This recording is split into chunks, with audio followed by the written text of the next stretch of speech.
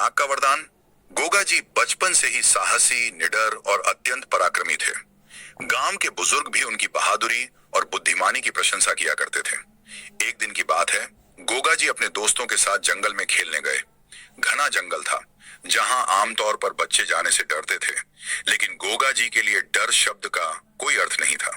खेलते खेलते वे जंगल के और गहरे हिस्से में पहुंच गए। अचानक एक विशाल और भयंकर नाग उनके सामने फन फैलाकर खड़ा हो गया। नाग की आंखें जलती हुई अंगारों जैसी थीं और उसका फन हवा में इस तरह लहरा रहा था जैसे किसी को डसने के लिए तैयार हो। गोगा जी के दोस्तों ने नाग को देखते ही डर के मारे वहां से भागने में ही भलाई समझी। उन्होंने गोगा जी से भी कहा, भाग जाओ, यह नाग तुम्हें डस लेगा। लेकिन गोगा जी वहां से हिले तक नहीं। गोगा जी का अद्भुत साहस। गोगा जी ने निडर होकर अपने दोस्तों से कहा, भागने से कुछ नहीं होता। अगर हमें मुश्किलों का सामना करना है तो डट कर करना होगा। यह कहकर वे धीरे धीरे नाग की तरफ बढ़ने लगे।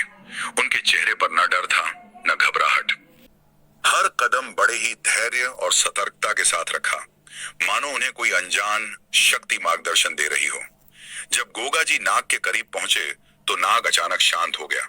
उसने गोगा जी पर हमला करने के बजाय अपना फन झुका लिया और प्रणाम की मुद्रा में झुक गया।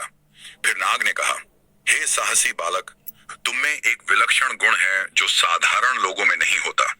तुम्हारी निडरता और सत्य के प्रति समर्पण ने मुझे प्रभावित किया है। मैं तुम्हें एक वरदान देना चाहता हूं, लेकिन याद रखना, इस वरदान का प्रयोग केवल तब करना जब कोई बहुत बड़ा संकट हो। इसका दुरुपयोग मत करना। वरदान की गुप्त शक्ति। गोगा जी ने विनम्रता से सिर झुकाकर कहा, आपका आशीर्वाद मेरे लिए अमूल्य है। कृपया मुझे बताएं, यह वरदान क्या है? नाग ने अपनी आंखें बंद की और गहरा ध्यान लगाया। फिर उसने कहा, तुम्हारे पास अब यह शक्ति होगी कि जब भी कोई बड़ी आपदा आएगी, तुम अपनी आत्मा से एक विशेष मंत्र बोलकर किसी भी विषैले जीव या संकट को नियंत्रित कर सकोगे। लेकिन याद रखना, इस शक्ति का प्रयोग केवल सच्चाई और भलाई के लिए करना। गोगा जी ने नाग का आभार व्यक्त किया और नाग वहां से अदृश्य हो गया। इस घटना के बाद गोगा जी पहले से भी ज्यादा शांत और गंभीर हो गए।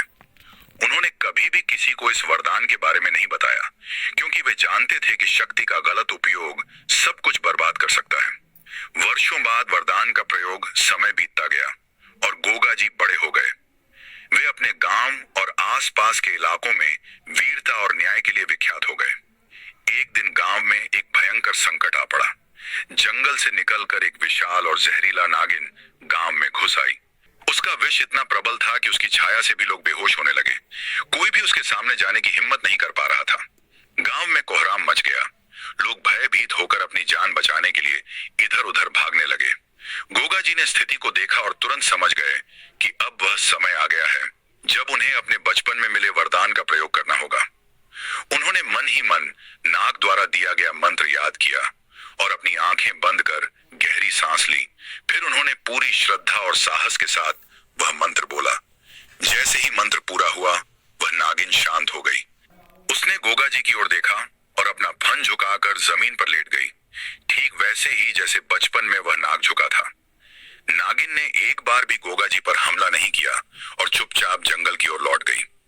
गोगा जी का यश। इस घटना के बाद गांव के लोगों ने गोगा जी की वीरता और महानता की कहानियां गाना शुरू कर दिया। उन्होंने न केवल अपनी जान की परवाह किए बिना गांव को बचाया, बल्कि अपने साहस और विवेक से यह सिद्ध कर दिया कि शक्ति का उपयोग तभी करना चाहिए जब उसका सही समय और सही उद्देश्य हो। इस प्रकार गोगा जी का नाम इतिहास में अमर हो गया। वे न केवल एक वीर योद्धा थे, बल्कि एक ऐसे व्यक्ति थे जिन्होंने कभी भी अपने वरदान का दुरुपयोग नहीं किया और हमेशा सत्य के मार्ग पर चले। सीख। यह कहानी हमें सिखाती है कि सच्ची बहादुरी न केवल कठिनाइयों से निडर होकर लड़ने में है, बल्कि अपने भीतर की शक्तियों को सही समय पर सही कारण के लिए इस्तेमाल करने में भी है।